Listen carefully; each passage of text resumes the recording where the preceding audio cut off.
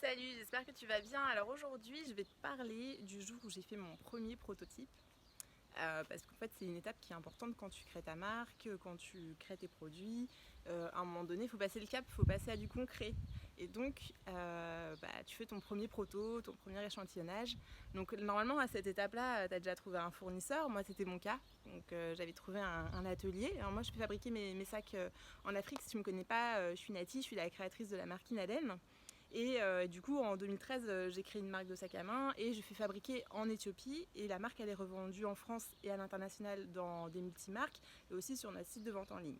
Donc bref, en 2013, je me dis, ok, il faut faire les premiers échantillons.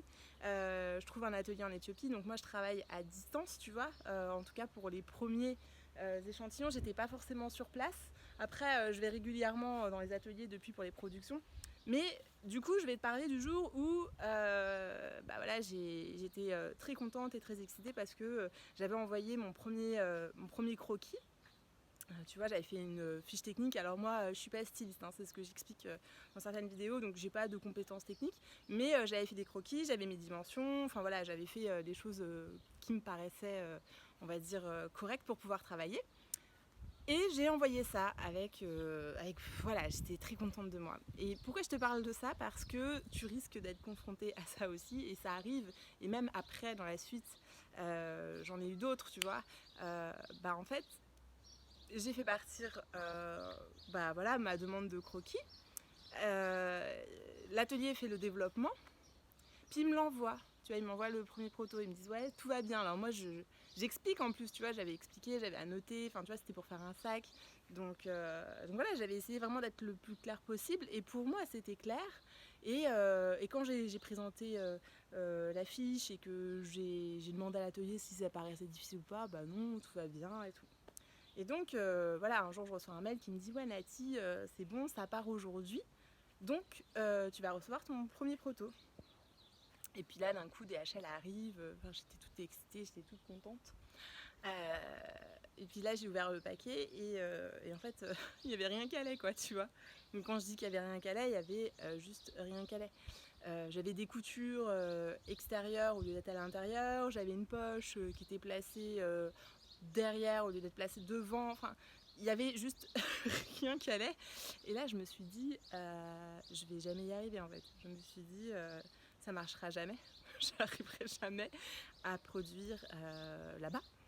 C'est pas possible. Et en fait, je les ai appelés, j'ai essayé d'expliquer, enfin, j'ai essayé de comprendre, quoi, pourquoi il y avait rien qui allait.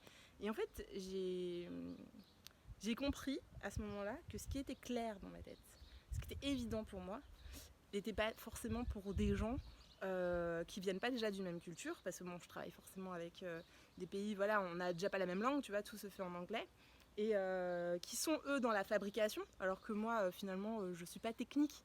Donc voilà, j'avais expliqué comme je pouvais, mais pour moi, ce qui était évident pour moi, eux ils l'avaient interprété différemment. Et vraiment encore une fois, vraiment ce que ça m'a montré, que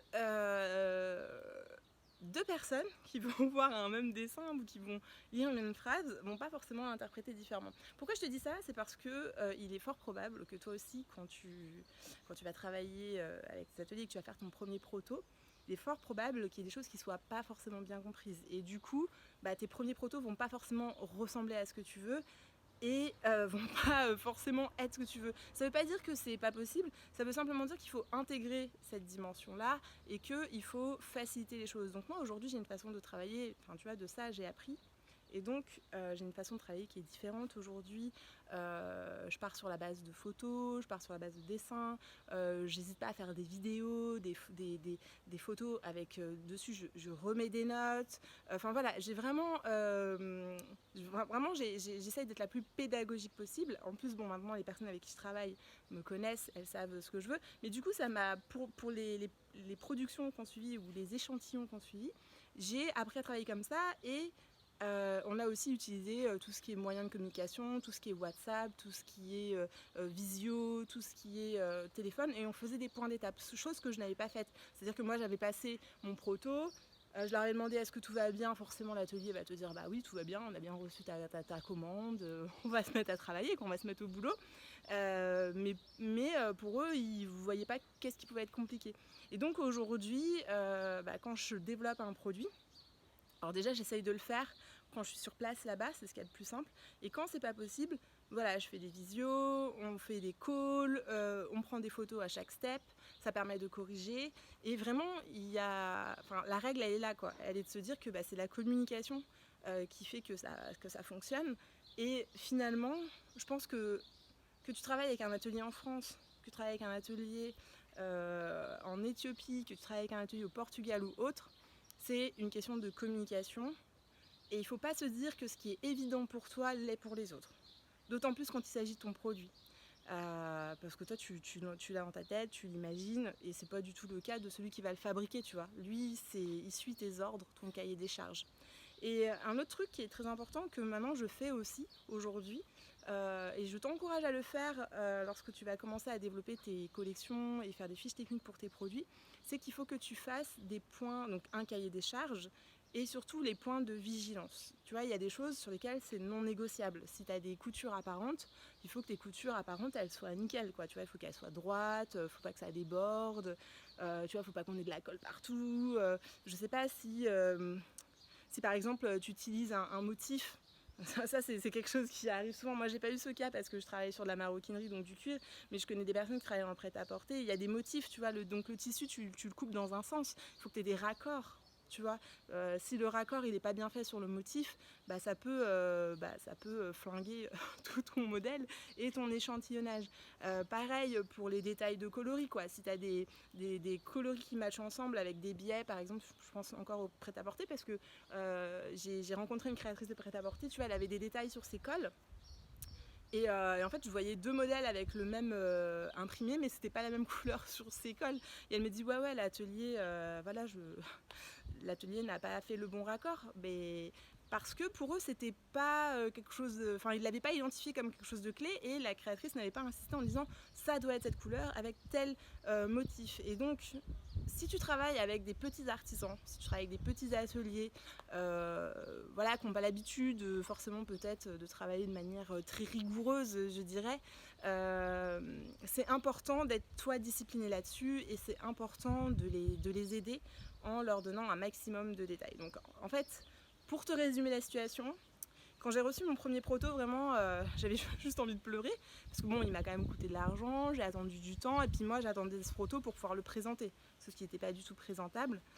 Donc je me suis dit, non, tant pis, on recommence.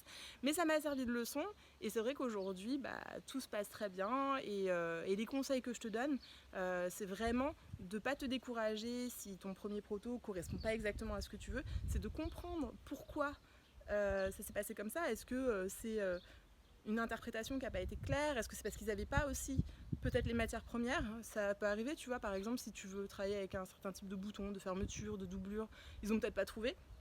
Donc ils n'ont pas réussi à se sourcer. Donc est-ce que c'est pour ça, ou est-ce que c'est juste peut-être parce que tu tombes sur quelqu'un, un artisan d'atelier qui sont pas consciencieux et qu'on n'ont juste rien à faire? Enfin, essaye de comprendre le pourquoi et corrige le tir sur la prochaine. Mais voilà, il ne faut pas te décourager si ton premier proto correspond pas à ce que tu veux. Il ne faut vraiment pas te décourager de ça.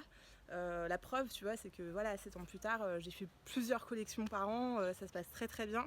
Mais c'est vrai que on met beaucoup d'espoir dans sa première collection, dans ses premiers protos, et c'est toujours difficile d'avoir une expérience un peu déceptive. Mais ça fait partie du jeu, ça fait partie de l'apprentissage, et j'espère qu'avec cet exemple, t'es préparé à te dire que ça peut t'arriver, et surtout que tu as les moyens et des petites astuces pour éviter que ça t'arrive trop souvent, trop fréquemment, ou de manière vraiment irrécupérable. Donc voilà, c'était la petite vidéo du jour, j'espère que ça t'aura plu. Si c'est le cas, n'hésite pas à commenter, liker, tu peux t'abonner à la chaîne, tu peux aussi obtenir mon guide comment créer sa marque rentable, et je te dis à la prochaine vidéo. Salut!